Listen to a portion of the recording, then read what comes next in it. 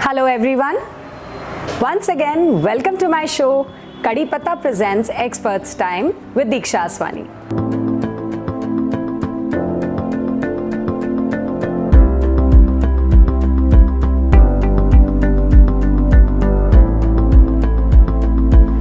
आज हम पेरेंटिंग के डिफरेंट स्टाइल्स के बारे में बात करेंगे। टाइम बहुत बदल गया है। जिस तरीके से हमारे पेरेंट्स ने हमें ब्रिंग अप किया और आजकल जिस तरीके से हम अपने बच्चों को ब्रिंग अप कर रहे हैं, उसमें ज़मीन और आसमान का फ़र्क है। ये हम सब जानते हैं।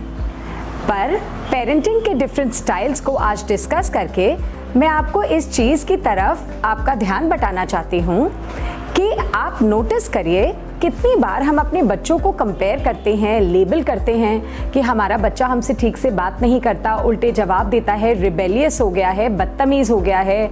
और किसी और का बच्चा और उनके पेरेंट्स का बहुत ही ब्यूटीफुल रैपो देखकर हमें ऐसा लगता है कि ऐसा क्यों है कि हमारे बच्चे के साथ हमारा ऐसा रैपो नहीं है। तो डियर पेरेंट्स, इस तरफ ज़रा ध्यान दीजिए। हमारे पेरेंटिंग स्टाइल को शायद थोड़ी चेंज की ज़रूरत है। इसीलिए आज के इस एपिसोड में मैं आपसे डिफरेंट पेरेंटिंग स्टाइल्स के बारे में बात करूंगी, which will help you to reflect on your parenting style and change it for the better and have a better, improved and a happier relation with your children. There are 4 different parenting styles और जो first parenting style की बात आज हम करेंगे वो है permissive parent. Permissive parenting को येस पेरेंटिंग भी बोला जाता है। जैसे कि नाम ही सजेस्ट करता है, येस पेरेंटिंग में बच्चों को कभी भी नो नहीं बोला जाता। उनकी हर बात मानी जाती है और हर चीज़ के लिए उन्हें एक येस बोल दिया जाता है।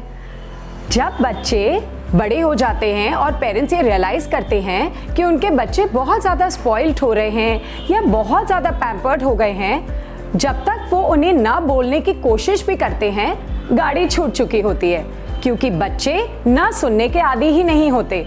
उन्हें इतनी आदत पड़ जाती है यस सुनने की कि जब उनके पेरेंट्स उन्हें नो करने की कोशिश भी करते हैं तो बच्चे बहुत अग्रेसिव हो जाते हैं, बहुत नाराज़ हो जाते हैं और टैंटम्स भी थ्रो करने लगते हैं।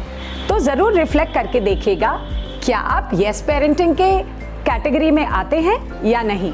The second style of parenting that we will discuss today is authoritarian parenting. जैसे कि नाम से ही आपको लग रहा होगा, ये पेरेंटिंग स्टाइल बहुत ही स्ट्रिक्ट पेरेंटिंग स्टाइल होता है।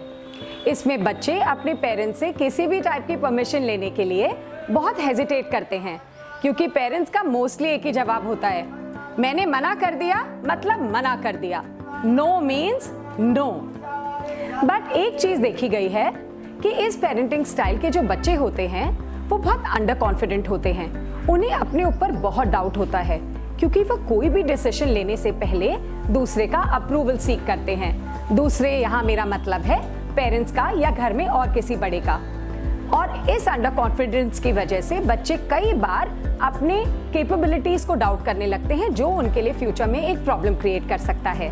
So this was about authoritarian parenting. The third parenting style is negligent parenting style. इसमें जनरली ये देखा गया है कि पेरेंट्स वर्किंग होते हैं और उनके पास बिल्कुल टाइम नहीं होता और इसीलिए पेरेंट्स और बच्चों का कनेक्शन नहीं होता।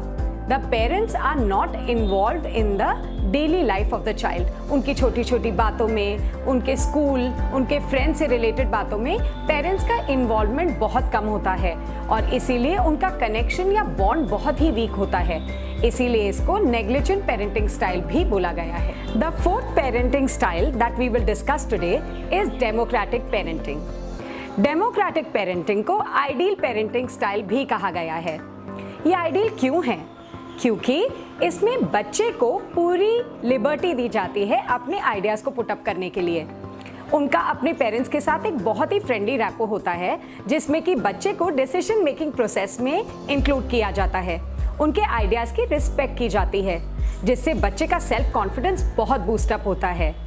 पेरेंट्स अपने बच्चे को इतनी लिबर्टी देते हैं कि वो अपने मन की बात उनसे खुलकर कर पाएं। बच्चे घबराए नहीं और इधर उधर डिस्कस करने के बजाय अपने पेरेंट्स से आकर अपने मन की हर बात करने से बच्चे और पेरेंट्स का रैपो भी बढ़ता है, बॉन्ड भी डीपन होता है और ये सबके लिए बेनिफिशियल होता है। तो आजकल this is the need of the day. So democratic parenting style इसीलिए आइडियल माना जाता है क्योंकि आजकल के देखते हुए दौर को और बदलते हुए टाइम को नज़र में रखते हुए अगर हम इस पेरेंटिंग स्टाइल को अपनाते हैं तो ऐसा नहीं हो सकता कि पेरेंट्स और बच्चों का बॉन्ड डीपन हो। देखिए, रिस्पेक्ट सबको चाहिए, चाहे वो एक छोटा बच्चा हो या वो बड़ा हो। इसीलिए जब हम अपने बच्चों की रिस्पेक्ट करते हैं, उनकी बातें सुनकर उसको एक्नॉलेज करते हैं, तो बच्चे डेफिनेटली हमसे ज़्यादा खुलकर बात करते हैं और इस चीज़ को रियलाइज़ करते हैं कि वो भी कुछ हैं, वो भी इस परिवार का हिस्सा हैं। इसीलिए उनको प्लीज़ रिस्पेक्ट करें और अगर अपने पेरेंटिंग स्टाइल को आप आइडियल पेरेंटिंग या डेमोक्रेटिक पेरेंटिंग स्टाइल अपनाते हैं तो उससे डेफिनेटली आप चेंज नोटिस करेंगे। आज की वीडियो देखकर आपको अपने पेरेंटिंग स्टाइल के बारे में थोड़ी सी नॉलेज तो मिल ही गई होगी। इनमें से कोई ना कोई ज़रूर आपका पेरेंटिंग स्टाइल रहा होगा। इसके बारे में अगर आप और डिटेल में जानना चाहें और अपने पेरेंटिंग स्टाइल को और इम्प्रूव करना चाहें तो मैं बहुत जल्द एक वर्कशॉप कंडक्ट करने वाली हूँ जिससे आपको अपने पेरेंटिंग स्टाइल को और बेटर कैसे बनाया जा सकता है इसके बारे में और इन चारों पेरेंटिंग स्टाइल्स के क्या एडवांटेजेस और डिसएडवांटेजेस हो सकते हैं उसके बारे में और डिटेल में बताऊंगी। तो ज़रूर बने रहिएगा अमेजिंग आगरा पर। Thank you so much. Have a nice day.